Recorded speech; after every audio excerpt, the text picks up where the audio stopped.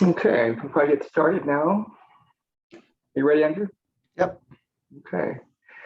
All right, good morning, everyone. It's my pleasure to introduce today's Grand Round speaker, Dr. Andrew Cheng. Andrew is an assistant professor of medicine in the Division of Cardiology who has been on faculty at the UW for the past 8 years and is currently the echo director at the VA Puget Sound Hospital, where he's one of my partners. He began his career at UW as a T32 grant-funded scientist and has authored several manuscripts on vascular biology, distinguishing himself as one of our standout educators. Andrew is the clinical core coordinator for UW and is the faculty advisor for the internal medicine residency program. He's currently interested in valvular heart disease and has been a nationally invited speaker on this topic. Most recently, he has authored the ACC SAP chapter on aortic stenosis, as well as the chapter on bicuspid aortic valve disease in the companion to Bronwell's heart disease. In this vein, his Grand Rounds addresses a very clinically relevant and timely subject regarding whether patients with extreme risk and comorbidities should be offered advanced therapies such as Tavr. So I present to you Andrew Cheng, who will be speaking to us on the Tavr Dilemma. Never say never, when to say no. Great. Thank you, Creighton, for that nice introduction. I have no disclosures.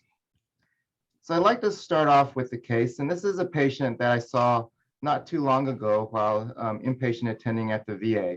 And it really got me thinking more about this subject area.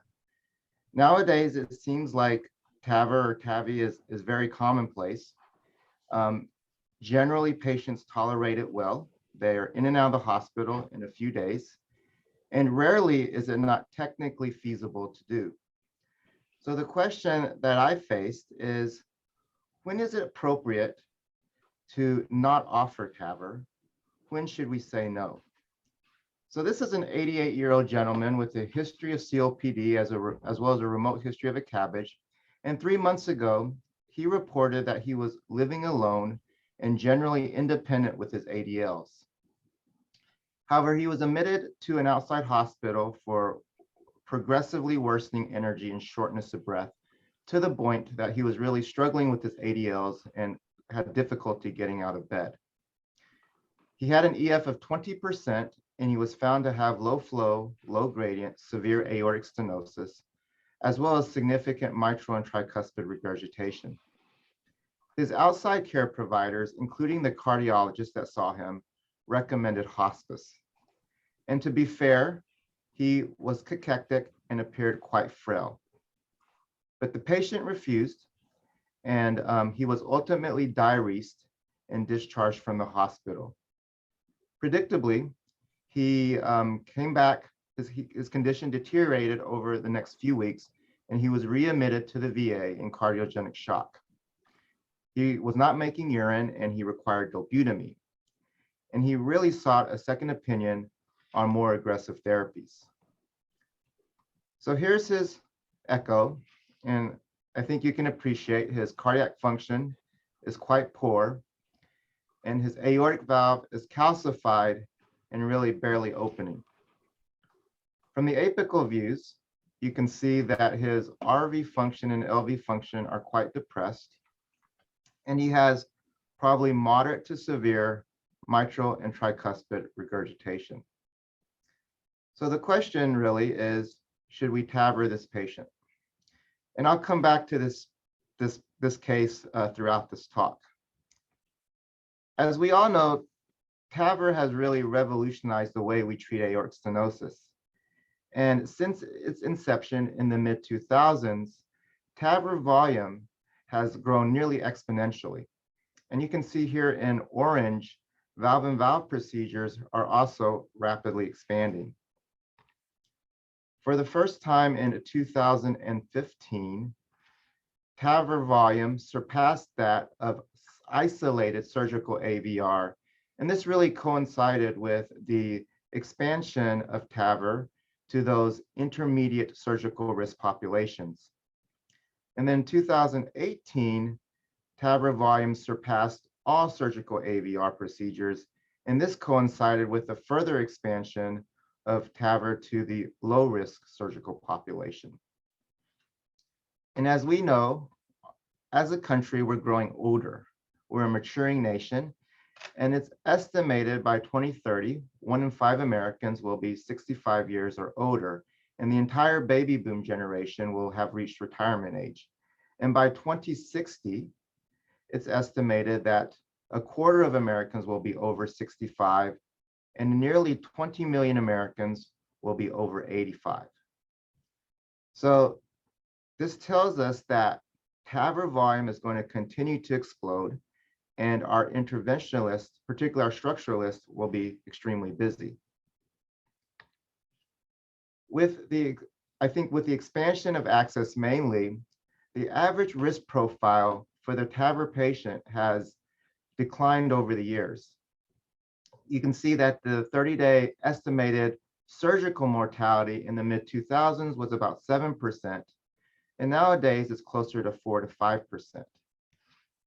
Nevertheless, there is a substantial number of patients that still fall in that very high or extreme risk subcategory. These are the patients that are not considered surgical candidates because of their extreme risk. And you can see from 2016 through 2019, that number has stayed fairly stable at about 30,000 procedures per year. And the one-year mortality has also been relatively steady at about 16 to 18%. So how do these patients do? And I turn you back to the pivotal trial data from the Partners 1B cohort. Again, these were the patients that were not considered surgical candidates.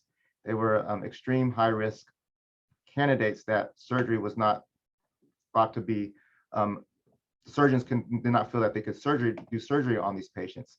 And you can see there was an impressive survival advantage with TAVR compared to standard therapy. In 2 years, there was a nearly 25% survival benefit with all-cause death. And then if you look at death from cardiac causes, there was about a 30% survival advantage. There is, however, a subgroup of patients that do poorly. And the authors of the Partners trial try to tease this out a little bit by stratifying by STS scores. And you can see that those patients with an STS score greater than 15% really did no better than standard of care or standard therapy. You might argue that TAVR did not benefit these patients.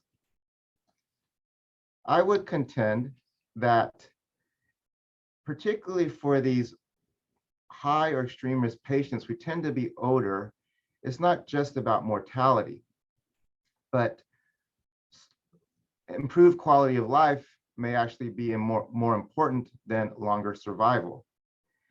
And if you actually look at the data and consider both survival and improvement in quality of life, the data is even less favorable.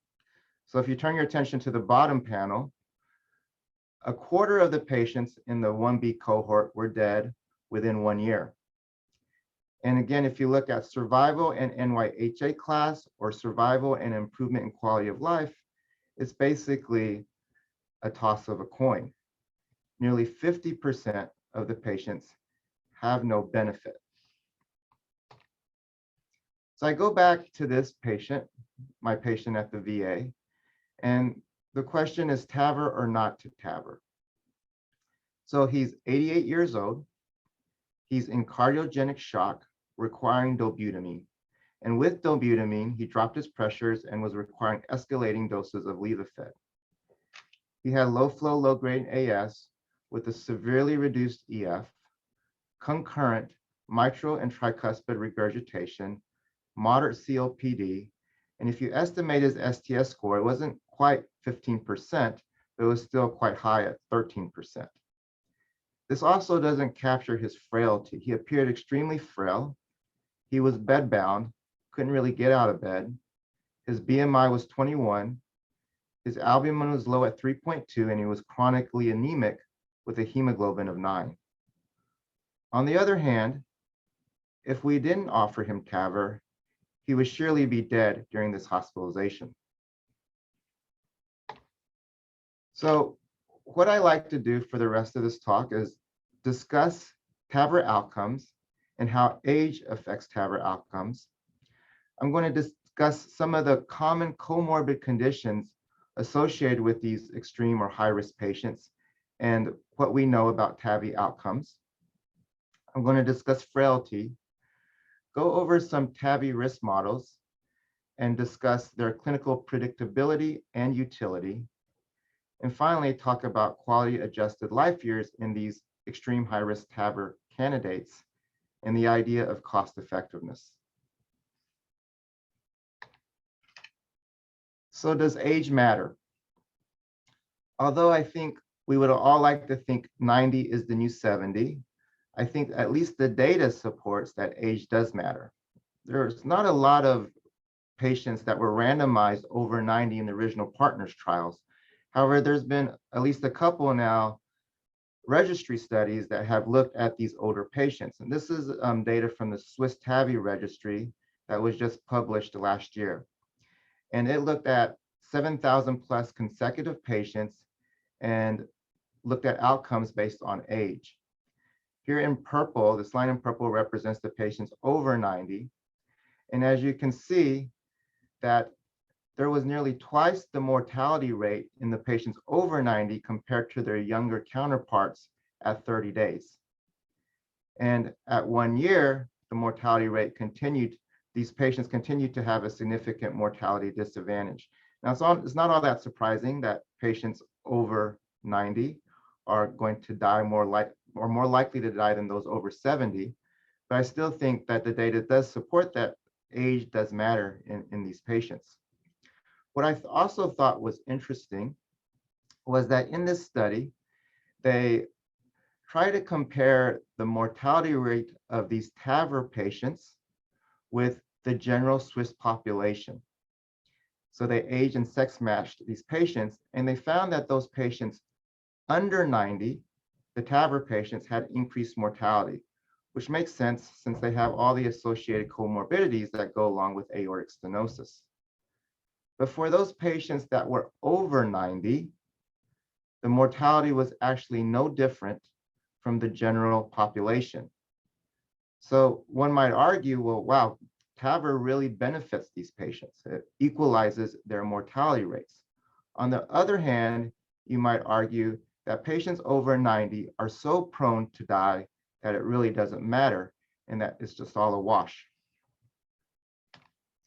I also wanted to show data from the Tvt Registry. For those not familiar, the Tvt Registry tracks all the TAVRs done in the US and monitors outcomes.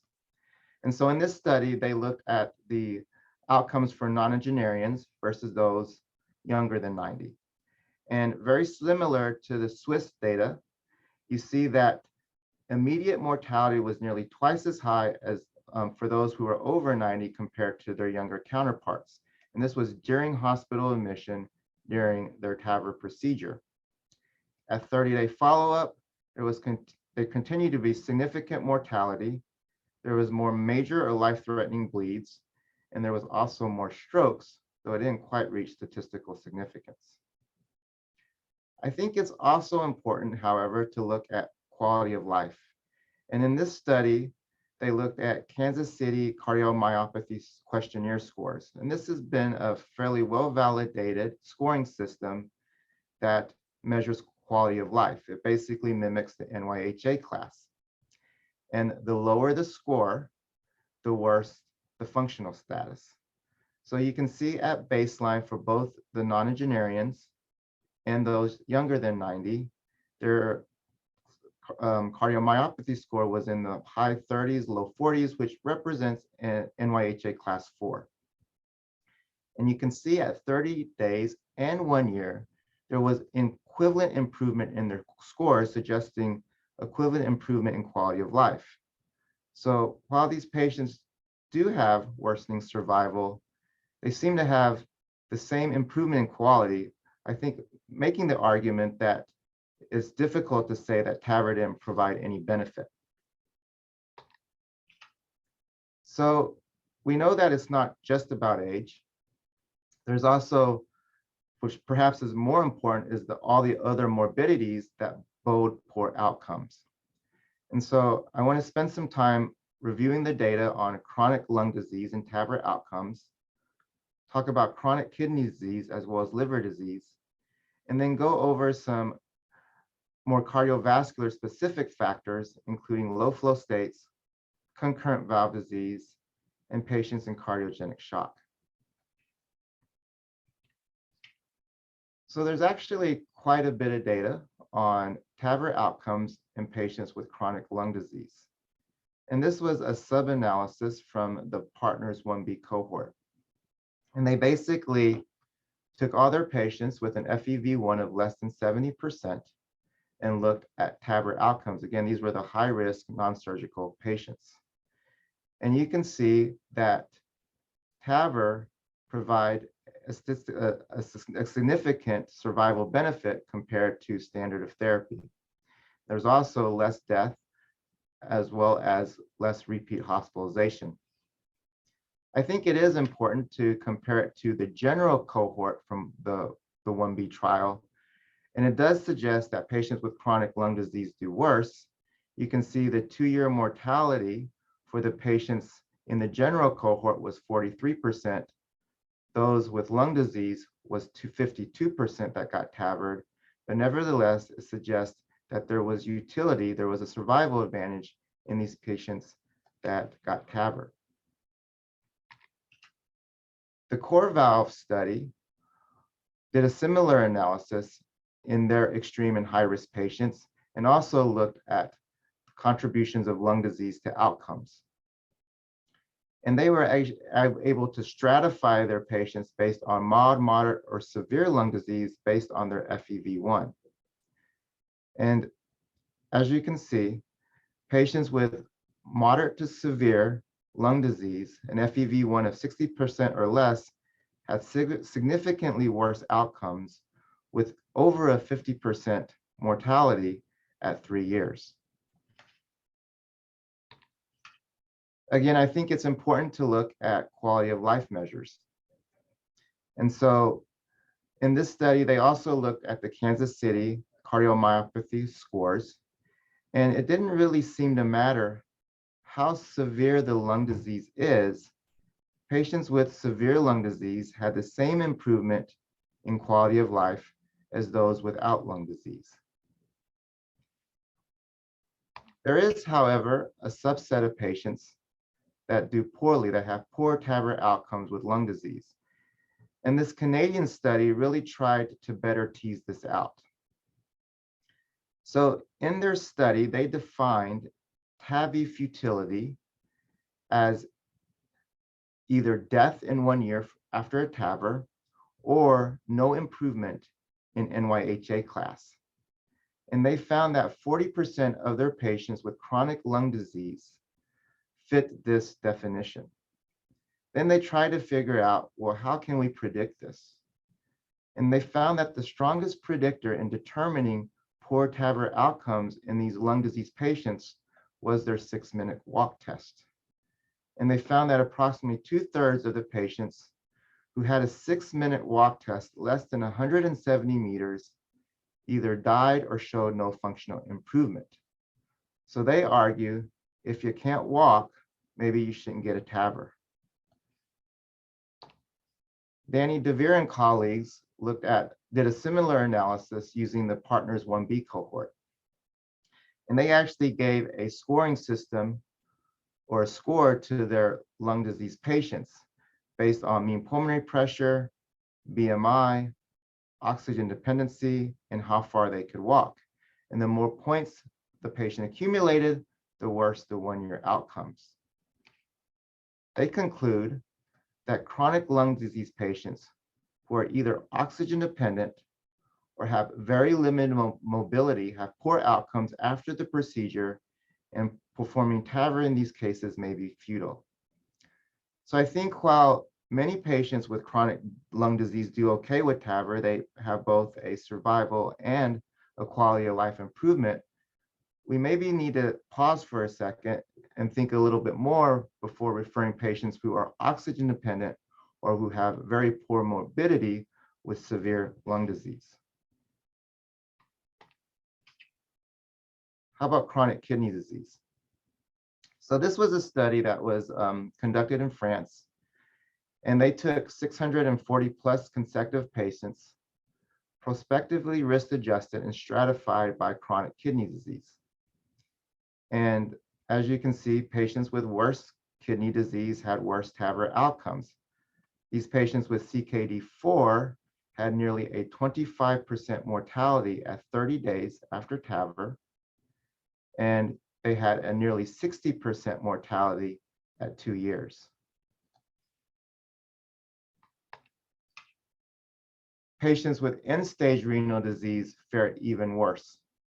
So there, again, isn't a lot of randomized controlled trial data on patients with end-stage renal disease, but this was from the Tvt Registry, and it compared TAVR outcomes in those patients with end-stage renal disease on dialysis, which is represented here in blue, and compared it to patients with chronic kidney disease, but are not dialysis dependent. And as you can see, there's a 37% one-year mortality in those patients with end-stage renal disease. They also had more vascular complications and more bleeding issues. But how do they compare with patients that get no treatment? I think it's a little bit hard to look at this or interpret this analysis because this is not randomized data, but this group looked at Medicare data, and they compared patients with end-stage renal disease with severe AS that got TAVR versus those with end-stage renal disease, severe AS, that were treated conservatively. And as you can see, the patients with end-stage renal disease that got TAVR did better. Again, huge amount of selection bias here. There's probably a reason why these end-stage renal disease patients didn't get TAVR or wasn't offered TAVR. Nevertheless, it suggests that though these end-stage renal disease patients do quite poorly, they do better with TAVR than with nothing. How about liver disease?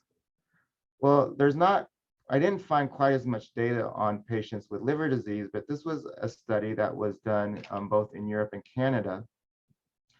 And it looked at 114 consecutive patients with liver disease with symptomatic severe AS. And most of these patients had cirrhosis. And I'll go over this data quickly because I don't think it's really surprising. Patients with liver disease had worse TAVR outcomes compared to those without liver disease. So blue represents no liver disease, green represents liver disease. They actually had no difference in cardiovascular mortality, but they were dying from other causes, probably their cirrhosis. What was perhaps a little bit more interesting was patients with just mild cirrhosis or Child-Pugh class A really had no worse TAVR outcomes in terms of survival compared to those with no liver disease. The patients with moderate to severe cirrhosis, Child-Pugh class B or C, did significantly worse. And perhaps what the most compelling data from this trial showed was that patients with moderate to severe cirrhosis with some renal impairment did incredibly poorly, with nearly a 50% one-year mortality and an 80% two-year mortality. I recently just referred a patient with end-stage renal disease with cirrhosis, and I didn't really think too much about it. The patient looks good, and I thought he's going to do well with TAVR, but at least from this data, maybe I should have rethought or thought about it a little bit harder before referring this patient. So now I want to turn to some more cardiovascular specific factors. So the surgical data really suggests that patients with low flow states do worse with surgical AVR compared to those with high gradient AS. And at least at first blush, it appears that this is also the case for TAVR. This was a single center study done in Germany. And as you can see, patients with high gradient AS had the best TAVR outcomes in terms of survival. Those with paradoxical low flow, low gradient AS did worse. and those with low flow, low gradient AS with a reduced EF had the poorest outcomes. They adjusted by STS score, and they saw very similar trends. What we do know, however, is that patients with low flow states tend to have a lot of other comorbidities that bode poor TAVR outcomes. And they tend to have more coronary artery disease, diabetes, hypertension, all the risk factors associated with diastolic dysfunction in those with paradoxical low flow, low gradient AS. And so what this study attempted to do was to really risk adjust for all the other known factors that bode poor TAVR outcomes. They also adjusted or matched for EF. And what they found was that after adjustment, patients with paradoxical low flow, low gradient AS seem to have no survival disadvantage compared to those with high gradient AS after TAVR, suggesting maybe that the low flow state wasn't at least an independent predictor of outcomes. Interestingly, those patients with low flow, low gradient AS with a reduced EF, however, continue to do worse. The reason they do worse is maybe a little unclear. Perhaps it's the low flow state, or perhaps something else. I should point out these patients had similar EFs. I think it's also interesting about TAVR outcomes and the relationship to contractile reserve. The surgical data suggests that patients with low flow, low gradient AS with a reduced EF do particularly poorly if they have no contractile reserve. However, in this Tvt Registry, they looked at patients with a low EF, gave them dobutamine, and determined those patients that had contractile reserve with a 20% improvement in stroke volume, and compared TAVR outcomes with those who had no contractile reserve. And as you can see, their survival outcomes for these two groups were no different. Also, there was similar improvement in EF over time. So this suggests that contractile reserve may not matter so much with TAVR, and that's probably a reason why we're not doing so many dobutamine stress tests anymore, because it doesn't seem to change outcomes in these patients. How about concurrent valve disease? So the data has been a little bit mixed, I think, with patients with moderate to severe MR, as well as aortic stenosis that get TAVR. We know that these patients with MR do worse compared to those patients without MR. Here, MR is represented in green, no MR is represented in blue. But many of the studies have actually shown that it doesn't seem to be an independent predictor of poor outcomes. What we also seem to see is that a substantial number of these patients have improvement in their MR after TAVR, which makes sense since we're decreasing their afterload. What has been more consistent is it seems that patients with significant TR seem to do worse than those with significant MR. And the patients that do the poorest are those with concurrent significant MR and TR. Nowadays, I think we often think about TAVRing these patients and doing either a mitral or tricuspid clip. However, I think it is important to realize that certainly if you have concurrent MR and TR, this does bode poor outcomes. How about shock? So unfortunately, at least from 2020 data, 3% of patients undergoing TAVR are in cardiogenic shock. And that number has tripled over the last 5 years. There's really limited data looking at shock outcomes, as the partners trials excluded hemodynamically unstable patients.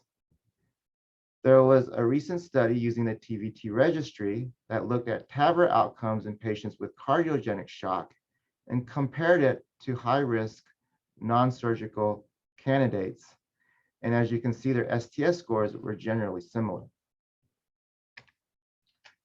So the study showed that procedural success, as defined by the ability to put in the valve, getting relatively decent hemodynamics, no significant AI, the procedural success was similar between both study groups. But not surprisingly, there was many more complications and much higher mortality in those patients in shock. And I think that this is not surprising to any of us, but it is important to understand the data so that we can better counsel our patients. So in this study, they found that patients who were in shock had a near 20% mortality in 30 days, compared to about 5% in those who were hemodynamically stable. The more support one needed, the worsening the outcomes. What's also important to note was this mortality disadvantage was not only seen within 30 days of the procedure, but continued to extend to about 3 to 4 months. After that, the mortality rate seemed to stabilize compared to those that were hemodynamically stable. So I've discussed many of the unfavorable indices associated with TAVR outcomes. And there's several others that I don't have time to talk about today, but I do want to discuss frailty. We do know that frailty is an important measure of TAVR outcomes. And oftentimes I think we rely on the eyeball test. We know frailty when we see it, but I think it is useful to use more objective measures. And the Frailty AVR study, published in 2017, tried to do this. It compared 7 different frailty score models that already exist, and they looked at the incremental benefit of using this frailty score models to predict TAVR and SAVR outcomes. And there's several different models out there, and they use all different variables. Some look at hand grip, how far you can walk, your cognitive evaluation. And it didn't seem to matter which frailty score was used. All of them improved the predictability of outcomes compared to the STS score, which is represented here in black. So it increased the seat statistics, or the area under the receiver operator curve. And the best frailty score measure was something called the Essential Frailty Toolset. And I bring this up because I think this is something that can be easily applied at the bedside or in the clinic. So one only needs to get an albumin level, a hemoglobin level. You do need to do a cognitive eval, and they recommend the mini mental state exam, which I think is a little bit more burdensome, but there's others that you can use that are a bit easier. And they also ask the patient to go from a sitting to standing position and to see how many times this can be done in 15 seconds. You get a score, and the higher the score, the worse the mortality. So for example, if your EFT score is 5, it predicts a 65% one-year mortality for TAVR. One of the largest studies, I think, that looked at frailty was published in JACC Interventional in 2020. And they used the Tvt Registry. And what's nice about this study is they were basically looking at the most pertinent indices of frailty that predict outcomes. And they found that these 3 simple measures were all independently predicted TAVR outcomes. They defined anemia as a hemoglobin of less than 12 in women, less than 13 in men. An albumin level of less than 3.5 was considered low albumin. And slow walk speed was defined as the inability to walk 5 meters in 6 seconds. They found that the best predictor of mortality, both 30-day and 1 year, using these frailty indexes, was low albumin level. It gave a hazard ratio of 1.52. What was also, I think, interesting is that if you use these indices in concert, they actually provide more power in predicting poor TAVR outcomes. So I think it's actually quite easy to use some of these measures, use these objective measures to better determine frailty, which I think will help us better risk stratify our patients. So we know many of the indices that predict poor outcomes for TAVR. But the question is, where do we draw the red line? And this is from the 2017 ACC expert consensus document that was written by Dr. Otto and colleagues. And it states that, or suggests that patients have, the risk outweighs the benefit in those patients with a life expectancy of less than 1 year, or a chance of survival with benefit at 2 years less than 25%. And survival with benefit is defined as an improvement in at least one NYHA class 1cc class angina symptoms, or an improvement in quality of life measures. The 2017 appropriate use criteria for TAVR has similar recommendations.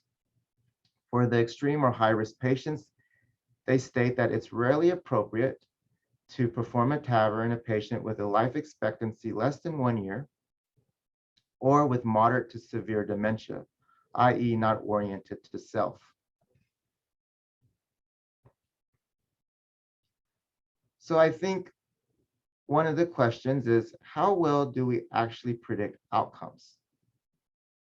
So we still, I think, often use the STS score or the Euro score to estimate TAVR risk. And I think this is because the original partners trials used STS scores to determine surgical risk, but they were using this to determine if they were eligible for TAVR. The STS prom and Euro score were never intended to determine TAVR risk. They're not validated to look at TAVR risk. And they don't account for many of the comorbidities or factors that we know are associated with poor TAVR outcomes. So how do these surgical risk scores do to predict TAVR outcomes? And what I like to remind everyone is this concept of area under the receiver operator curve. So an ROC of 0.5 suggests no discrimination. An ROC of 1 suggests perfect discrimination. And if you look at how the STS prom and Euro score does for SAVR 30-day mortality, it's pretty respectable, 0.77 and 0.81. However, they do pretty poorly in predicting 30-day TAVR mortality with a ROC of 0.62. Again, surgical risk scores are designed to look at operative rather than 1-year mortality. So I think using the STS prom and Euro score to predict 1-year TAVR mortality is fundamentally flawed. Overall, these surgical risk scores have poor discrimination for TAVR outcomes. Because of this, there's been several TAVR-specific models that have been developed. And as you can see, they use a number of different variables, some more than others. And they also look at different primary endpoints. Some look at 1-year mortality, some look at 30-day mortality. The model that was developed from the Tvt Registry actually looks at in-hospital mortality. If you look at the area under the receiver operator curve, they do tend to do better than the STS or Euro score. However, what's disappointing about these models is that in multiple studies, looking at how these TAVR-specific models actually do in external populations in real life, not in their validated or derived cohorts, they actually have shown poor to modest discrimination at best, really limiting their utility in clinical practice. Moreover, these risk models rarely involve frailty measures, and they all predict mortality, but don't address quality of life measures. So I think this goes to the broader question. How do we actually assess utility versus futility? In elderly patients particularly, and I kind of pointed this out already, improvement in quality of life may be more relevant than longer survival. And measuring quality of life can be arbitrary and certainly subjective. So in the academic world and in publications, we often look at the Kansas City heart failure cardiomyopathy scores, as well as improvement in NYHA class. And while I think this is useful in predicting population-based outcomes, when we're counseling a patient and talking to a specific patient, I think using these measures are a little bit more difficult and a little less useful. Moreover, we know that what the medical community may think is useful or futile may be very different from what patients perceive. So this was a study in the Netherlands that looked at 700 patients that got Tavr. And they defined a futile TAVI as one in which the patients died within 1 year after the TAVI, or if they had no functional improvement in NYHA class. And based on this definition, they found that nearly 30% of this 700 patients had a futile TAVI. They defined this as no symptomatic improvement. But I think what's interesting is if you actually interviewed these patients, 67% of the patients who had no objective improvement in functional status actually felt that their main symptom was remedied. And I think even more telling is that 86% of these patients said they would be willing to undergo a TAVR again. So I think this points out to the disconnect between what we in the medical community may think is useful versus futile versus what the patients believe. So how about the economic impact? So the most common metric that we use to determine cost effectiveness is quality adjusted life years. And this is basically the composite of extra years of life gained by treatment, in this case TAVR, times the utility, which is a measure of quality of life. And the utility score ranges from 0, which suggests no difference than death, and 1, which represents perfection. And in these cost effectiveness studies, researchers come up with this incremental cost effectiveness ratio, which is the difference between the new procedure, TAVR, versus the alternative, divided by the quality adjusted life year difference. Historically, it's accepted that a high value treatment is a ICER of less than $50,000 per quality adjusted life years. So how do these extreme risk patients do? So this is a cost-effective analysis done with the Partners 1B cohort. And they found that in this cohort, the utility score improved from 0.6 to 0.72, and there was on average 2 additional years gained. And based on this, they found that the ICER for TAVR was $62,000 per quality adjusted life years. So how does this compare to some other standard therapies? So it's really kind of on the less cost-effective side. If you compare it to stenting, you compare it to heart transplant or liver transplant, is actually less cost-effective. but it is in the ballpark of where we think it's a reasonable, cost-effective treatment. However, if the patient dies within 2 years or less, Tavr is really not considered a high-value, cost-effective treatment, at least based on US economic thresholds. We, however, know that cost-effectiveness does not equate to utility or futility. So I go back to my original question. Should we never say never, or when do we say no? And I actually don't have a great answer. So we know that TAVI has become a transformational treatment for AS, and that even the highest risk patients tend to get both a survival benefit as well as an improvement in quality of life, largely because there's no alternative treatment. Generally, the alternative is death. However, there's a subset of these patients that do not receive benefit, and identifying these patients is challenging.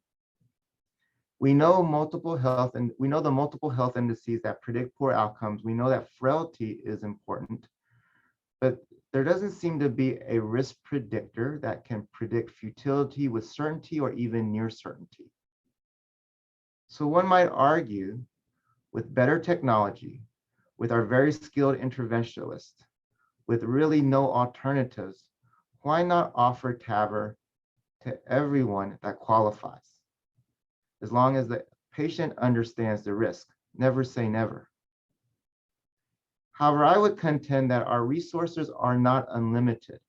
And though there's no red line that we can draw, I think it is appropriate to say no, even if it's technically feasible. I think we need to really consider both the immediate and intermediate outcomes before we automatically send patients for TAVR. Of course, we need to continue to involve multidisciplinary teams. I think involving palliative care and geriatrics, other stakeholders who have different perspectives, is important. Of course, we have to use our clinical judgment and understand the patient's goals and desires. So I want to end by going back to this case. My VA patient, 88, in cardiogenic shock, requiring dobutamine with severe AS. So we got palliative care involved early on, and we had multiple discussions with both the patient and his son. We quoted him a 20% mortality with just the procedure itself. And I actually told the patient and his son that I was pretty frank and told him I had little confidence that he would get out of the hospital, even with TAVR, and I really doubted that he would, be able to get back and live independently.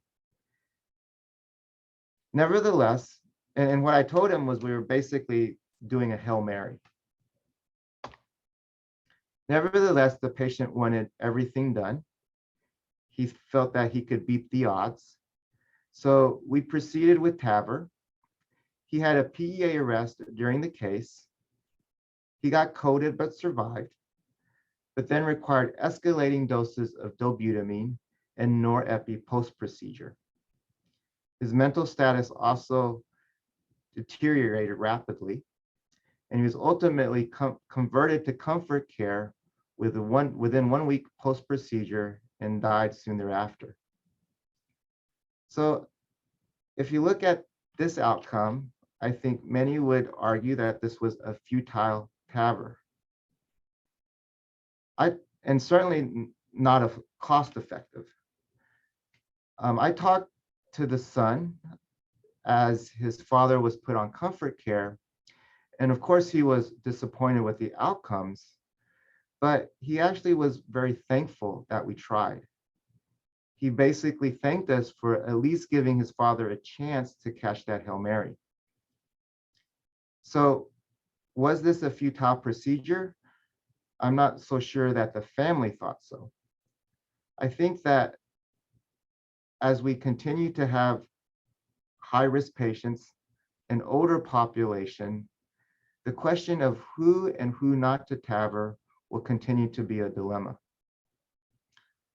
I'm happy to, I'm interested actually in getting other people's opinion on this subject and also answer any questions.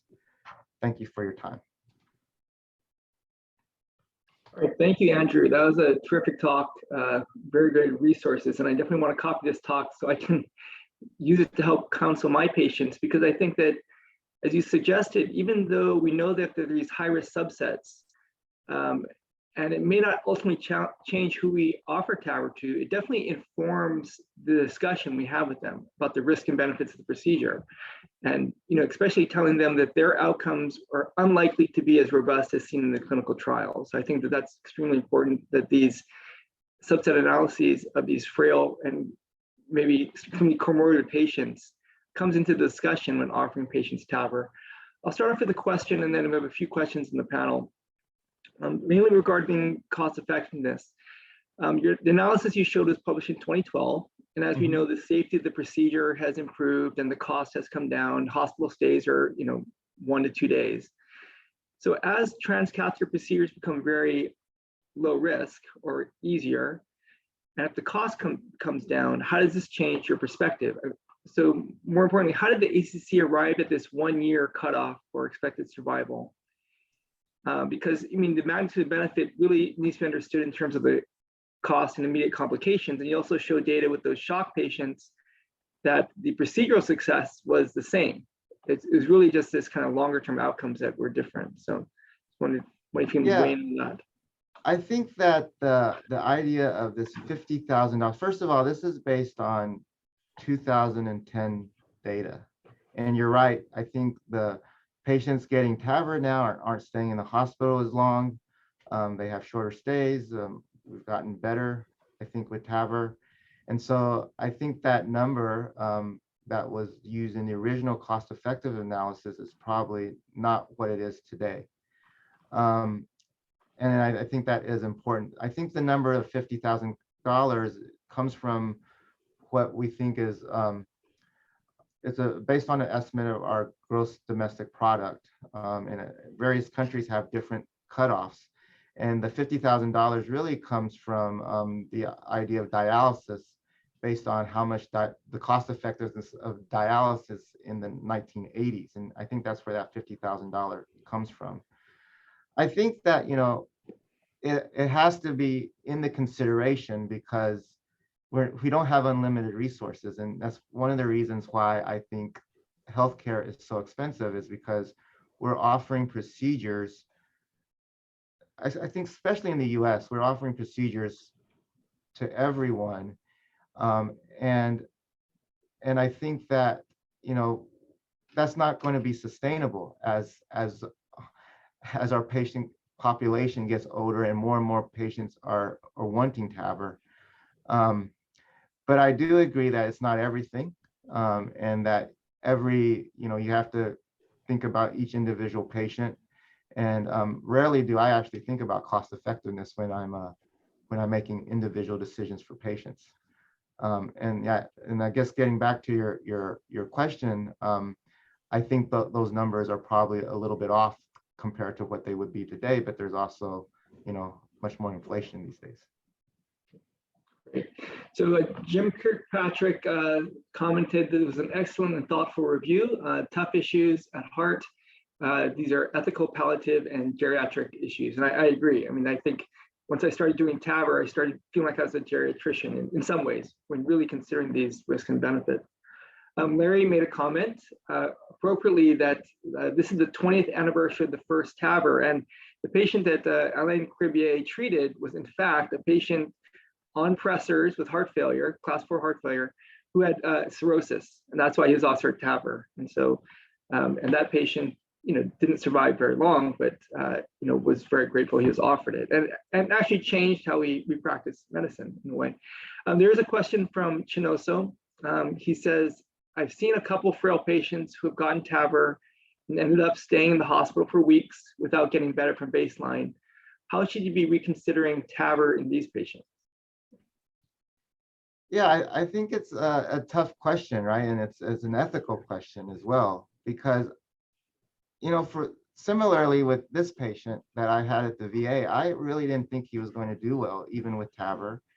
I was fairly confident he wasn't going to do well. It almost seems like this the standard of care now.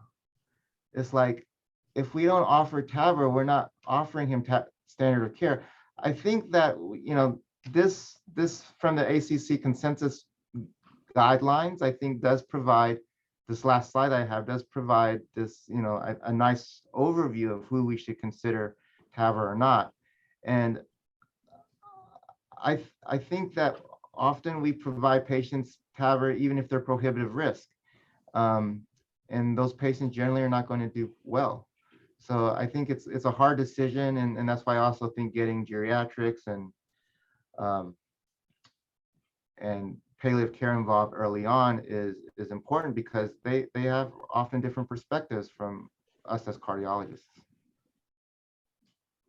Some more comments. Gwen Renacki says a nice presentation. That's high praise coming from someone who spends a lot of time in palliative care and geriatrics. Catherine Otto said maybe the title should be maybe not. So maybe a more sobering view. With a few minutes left. I want to get back to the idea of how you counsel patients. I mean, I think that you described that one patient who's end-stage renal with cirrhosis, and yet you said, you didn't give it a second thought. You offered him Tavr. But how did your understanding of this data change how you presented it to him? I think a lot of it is, I think in doing the research, I might use more objective measures when I look at frailty. I think frailty is really important, and we know that it's important based on everything that's been studied. So when I saw that patient with cirrhosis and end-stage renal disease on dialysis, his number, if you look at him on paper, it would really suggest that he's probably going to have a poor outcome.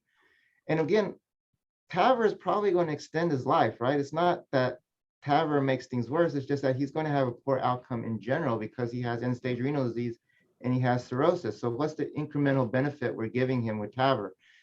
I didn't think much of it. Actually, I wasn't doing this research yet. I wasn't giving this talk, and I thought, well, this guy looks good. He's he's able